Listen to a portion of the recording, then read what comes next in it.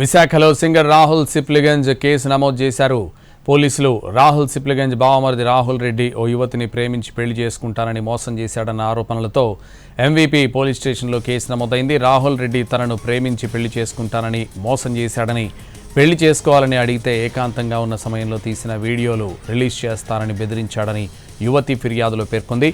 మార్చి 10న విశాఖ సిపికి రాహుల్ రెడ్డిపై ఫిర్యాదు చేసింది యువతి. ఆ తర్వాత 2 నెలల క్రితం ఎంవీపీ పోలీస్ స్టేషన్లో రాహుల్ రెడ్డి, సింగర్ రాహుల్ సిప్లిగంజ్ సహా మరికొంతమందిపై కూడా ఫిర్యాదు చేసింది.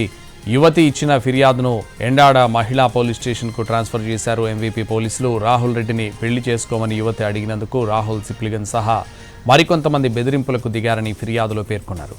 మరోవైపు రాహుల్ రెడ్డిని యువతి ₹1 కోటి డిమాండ్ చేయడంతో డబ్బులు ఇవ్వకపోవడంతోనే కేసులు పెట్టారన్న ఆరోపణలు కూడా ఉన్నాయని తెలుస్తోంది.